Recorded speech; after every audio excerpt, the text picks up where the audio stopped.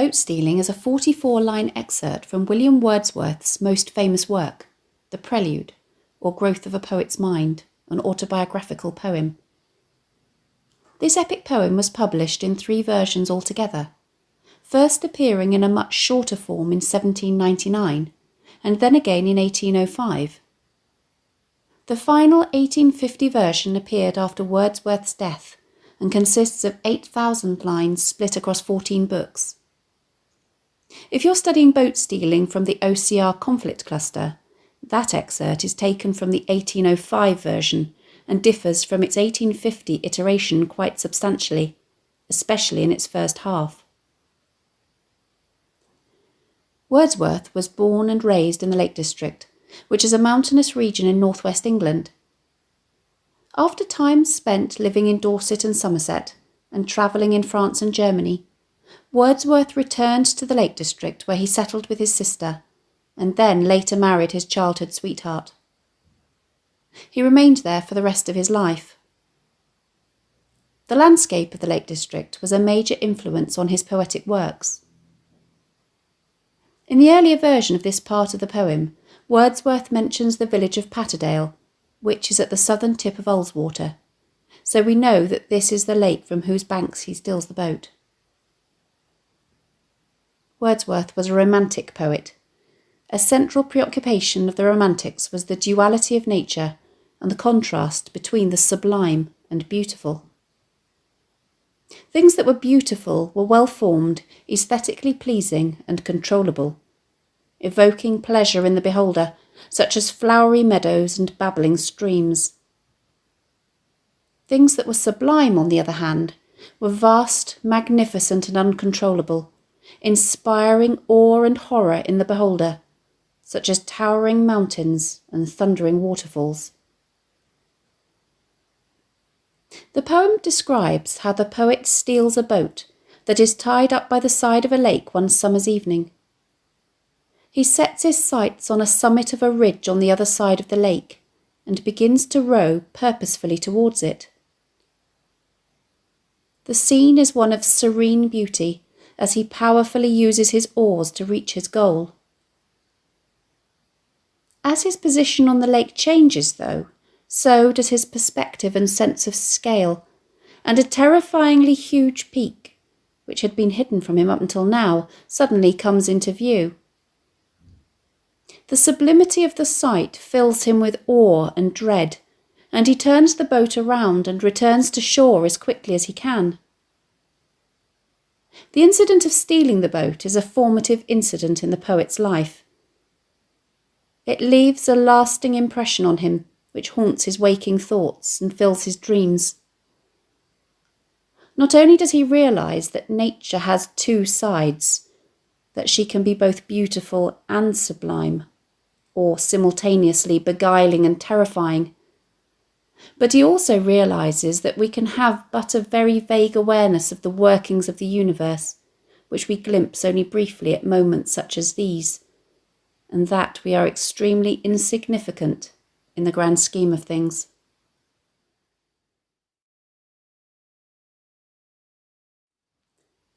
The poem is written in blank verse, a poetic form with a bass meter of iambic pentameter, di-dum, di-dum, di-dum, di-dum, di-dum, and no rhyme scheme. Wordsworth writes in very long sentences, using both coordinating conjunctions, such as but and subordinating conjunctions, such as when, as well as semicolons, to link his ideas to build up a complex and detailed description of his experience. He also makes use of enjambment and caesura throughout, to allow the rhythm of his verse to ebb and flow. This excerpt describes how the poet, on one summer evening, finds a little boat tied to a willow tree within a rocky cove, which he feels compelled to take. The phrase in parentheses, led by her, refers to a personification of nature to which he has alluded earlier in the poem. She is a mystical female influence, and he seems to be in her thrall. Straight, I unloosed her chain.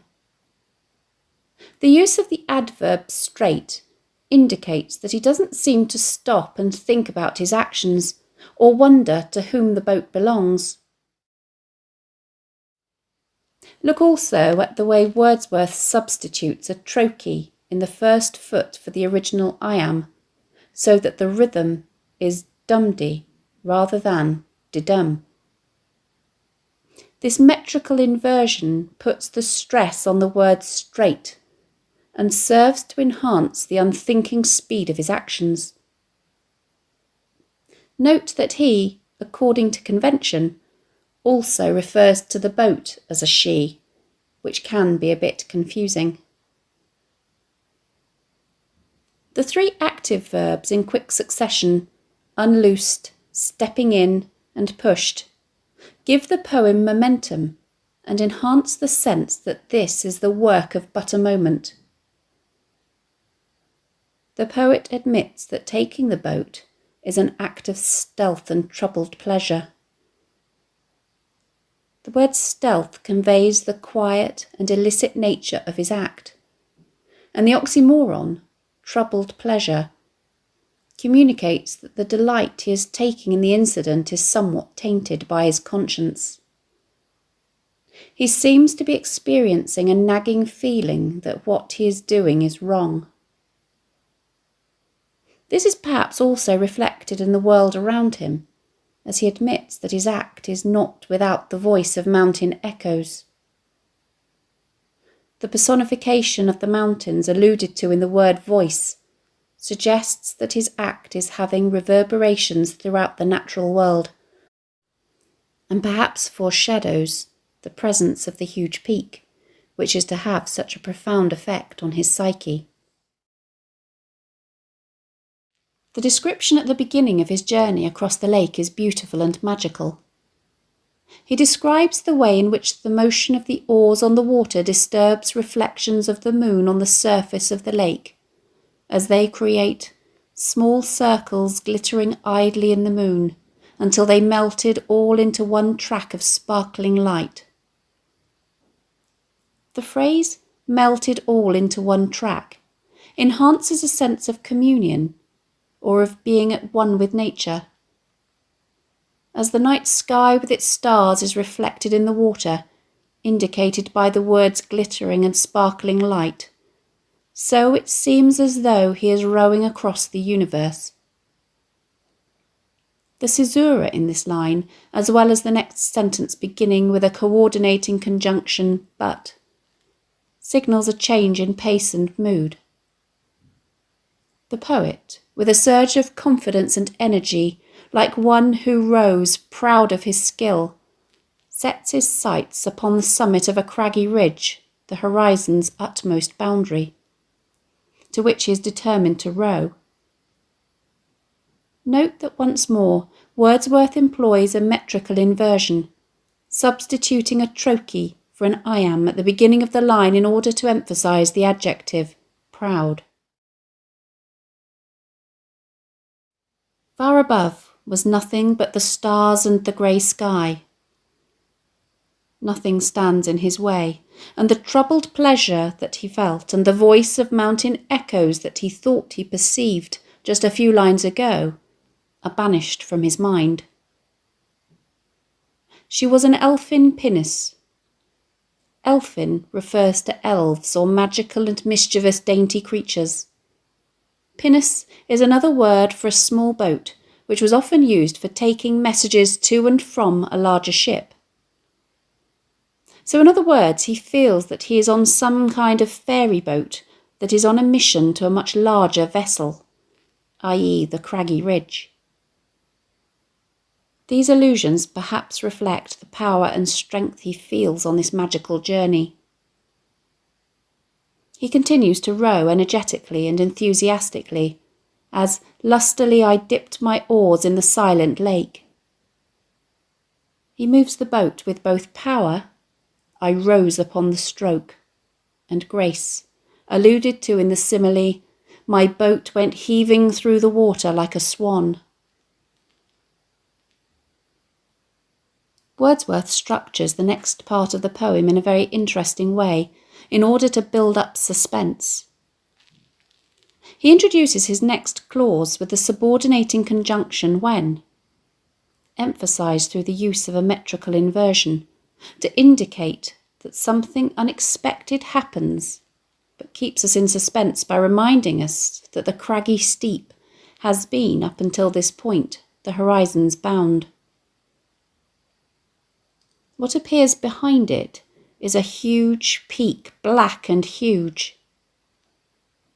The repetition of huge and the use of the very simple adjective black indicates that the poet is so overwhelmed and taken aback that his ability to think of words which are any more complicated has deserted him. The force with which this image hits him and puts him off his stroke is echoed in the way in which the iambic pentameter breaks down in this line. The horizons bound a huge peak, black and huge.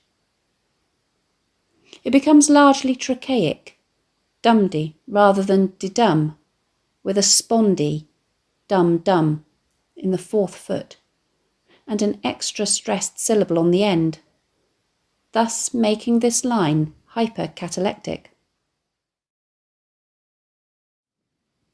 The peak hasn't just passively come into his view. It seems to have agency, or the ability to act of its own will, as if with voluntary power instinct. It has a monstrous appearance, enhanced by the poet's use of the personal pronoun its. This aspect of nature is no longer the beguiling female who lured him to the bank of the lake. We finally find out what shocks Wordsworth about this sudden sight, when he reveals that the way in which it appears to uprear its head makes it seem as though it has been sleeping, and that the poet has woken it up. He is forced to recalibrate his sense of perspective and scale, as the sight of it makes him realise just how insignificant he is. The poet's mood undergoes a swift reversal. Note the way in which the language he employs to describe how he uses the oars has changed. He is no longer dipping them, which has connotations of fluidity and pleasure. Instead, he struck and struck again. His language has become that of combat, enhanced by the harsh consonant sounds of the str and the k. We can almost imagine that the lake has become a substitute for the mountain as he tries to beat it back. His actions are futile, though, as growing still in stature, the grim shape towered up between me and the stars. His sense of communion with nature is abruptly broken off as the grim shape of the mountain comes between him and the beauty of the night sky, and seems to grow bigger and bigger with every passing second. The poet now feels as though he is being pursued, as it, with purpose of its own and measured motion like a living thing, strode after me. Note the use of alliteration in measured motion, which enhances the sense of the mountain coming after him with deliberate, regular paces.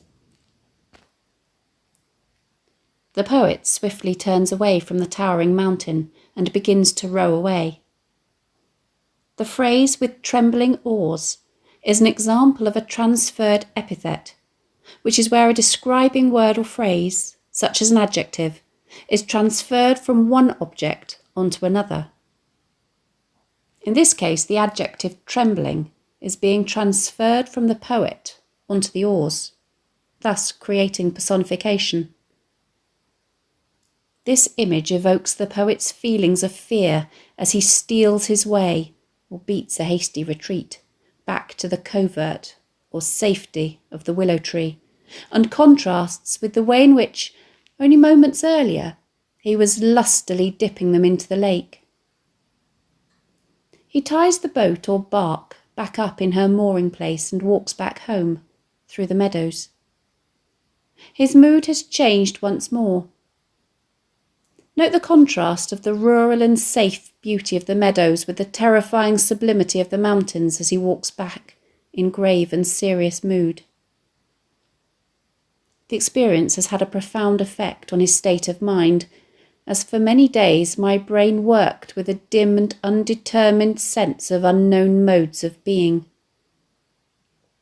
He has become aware, through experiencing the powerful emotion he felt that night, of an existence within nature of mighty entities that can neither be understood through rational thought nor controlled by man. Note the consonants of dim and undetermined, with the repetition of the d and sounds, which enhance his sense that this knowledge cannot be grasped and examined intellectually. He is left feeling depressed, alienated and lost by these thoughts. O'er my thoughts there hung a darkness, call it solitude or blank desertion. He is unable to picture any familiar shapes, all sights associated with the beauty of nature, such as pleasant images of trees, of sea and sky, and colours of green fields have been displaced by sublime images of huge and mighty forms that do not live like living men. Here is perhaps an indication of Wordsworth's belief in pantheism, that God and the natural world are one and the same, and this experience has allowed him the barest glimpse of God. He now sees the world through the lens of this revelation, as not only do these forms move slowly through the mind by day, but are also a trouble to his dreams.